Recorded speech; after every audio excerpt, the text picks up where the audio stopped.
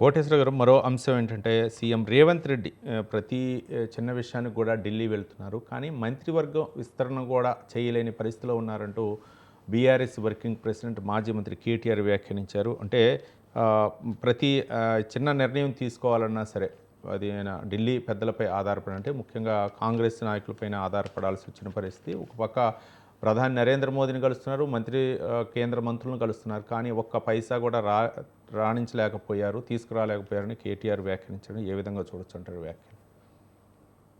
రాష్ట్రానికి కేంద్ర ప్రభుత్వం నుంచి ఆశించిన మేరకు నిధులు రావడం లేదనేటువంటిది ఒక వాస్తవం. గడిచిన 10 సంవత్సరాల్లో దాదాపు 8 సంవత్సరాల పాటు కేసీఆర్ నాయకత్వంలో ఉన్నటువంటి బీఆర్ఎస్ పార్టీ లేదా రాష్ట్ర ప్రభుత్వము కేంద్రంలో ఉన్నటువంటి ప్రభుత్వానికి అన్ని విధాలుగా సహకరించింది. అన్ని ఎన్నికల్లోనూ లేదా అన్ని చట్టాలకి సంబంధించి బిల్లులకు సంబంధించి బీజేపీ సర్కార్కి బీఆర్ఎస్ మద్దతు ప్రకటించింది అనేటువంటిది మనం గమనించాలి.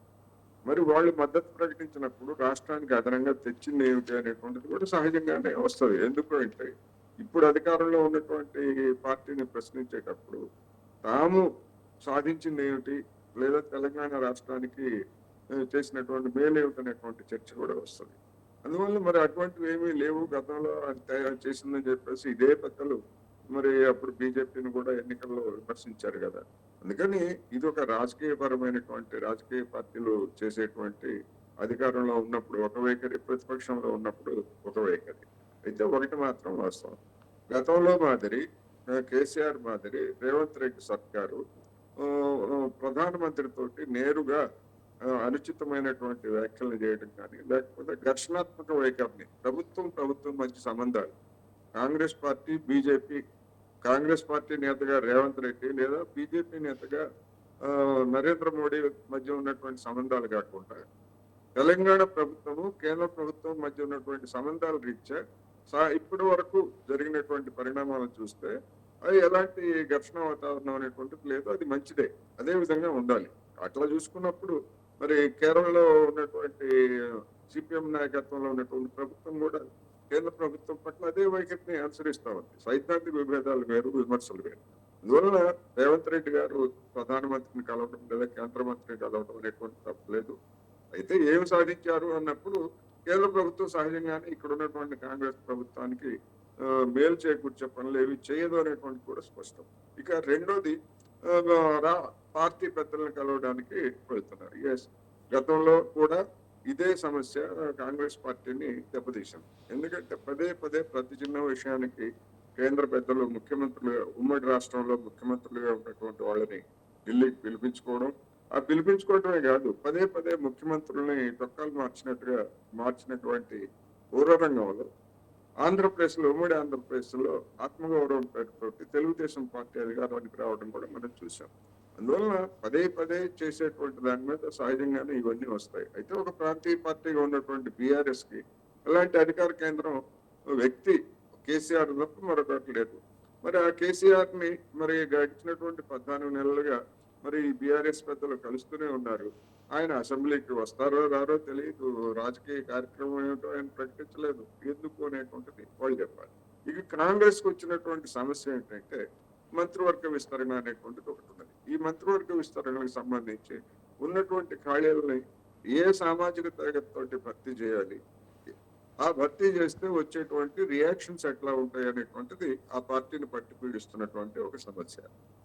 ఎందుకు అంటే రాబోయేటువంటి స్థానిక సంస్థల ఎన్నికల్లో ఇప్పటికే బీసీ సమస్య, అదేవిధంగా ఎస్సీ వర్గీకరణ అనేటువంటిది ఒక ప్రధానమైనటువంటి సమస్యలుగా ముందుకు రాబోతున్నాయి. ఈ నేపథ్యంలో చూసినప్పుడు ఎవరికి ప్రాతినిధ్యం ఇస్తే ఎవరు అఫెండ్ అవుతారు, అది ఎటువంటి ప్రతికూలమైనటువంటి ఫలితాలను ఇస్తుంది అనేటువంటిది కాంగ్రెస్ తేల్చుకోలేకపోతాం. ఆ కారణంగానే దాన్ని తేల్చుకొని చేతులు కాల్చుకోవడం కంటే నేను అనుకుంటున్న నా అంచనా ప్రకారం స్థానిక సంస్థల ఎన్నికలు ముగిసేంత వరకు ఇదే విధమైనటువంటి అనిశ్చితి కొనసాగే అవకాశం ఉందనేది నాకు. అంటే ఈరోజు ఢిల్లీ పెద్దలను, అంటే కేంద్ర మంత్రులను కూడా కలుస్తున్నారు, ప్రధాని నరేంద్ర మోదీ కూడా కలుస్తున్నారు. అంటే ఒక విధంగా చెప్పాలంటే ఎమ్మెల్సీ ఎన్నికల్లో అంటే కేంద్రం ఏమి ఇవ్వట్లేదనే దానికి ఒకవేళ కలిసి ఎలా వినతి పత్రాలు ఇచ్చినా సరే ఎలాంటి ప్రయోజనం లేదు అనే విధంగా ఏమైనా రేవంత్ రెడ్డి ప్రజలకు చెప్పే సందేశం అనుకోవచ్చా? డెఫినెట్ గా ఒకవైపు బీజేపీ 3 స్థానిక సంస్థల ఎన్నికల్లో అఫీషియల్ గా పార్టీ గుర్తు మీద పోటీ చేస్తూ ఒక సవాలు విసురుతున్నది. మేము గెలిస్తే లేదా మా అభ్యర్థులను గెలిపిస్తే మేము ఇది చేస్తాం అది చేస్తాం అని చెప్పేసి ఇవాళ పత్రికల్లో పూర్తి స్థాయి పేజీల ప్రకటనలు కూడా రావడం చూసాం. అటువంటి సవాల్ని ఎదుర్కొనేటువంటి దానిలో భాగంగా కేంద్ర ప్రభుత్వము ఇక్కడ ఉన్నటువంటి 2 కేంద్ర మంత్రులు ఉన్నా లేదా 8 మంది ఎంపీలు ఉన్నా కానీ తెలంగాణ రాష్ట్రానికి ఒరగబెట్టింది ఏమీ లేదు అనేటువంటి సందేశాన్ని ఆ రూపంలో ఇవ్వడం అనేటువంటిది ముఖ్యమంత్రి రేవంత్ రెడ్డి చేసినటువంటి ఒక ప్రయత్నంగా కూడా మనం డెఫినెట్ గా చూడొచ్చు. ఎందుకంటే రాజకీయాల్లో రైట్. ఎదుటి వాళ్ళని ఎక్స్పోజ్ చేయడం అనేటువంటిది రకరకాల పద్ధతుల్లో జరుగుతుంది. ఇప్పుడు ఇది కూడా అందులో ఒక భాగమే అనేది డెఫినెట్ గా చెప్పుకోవచ్చు.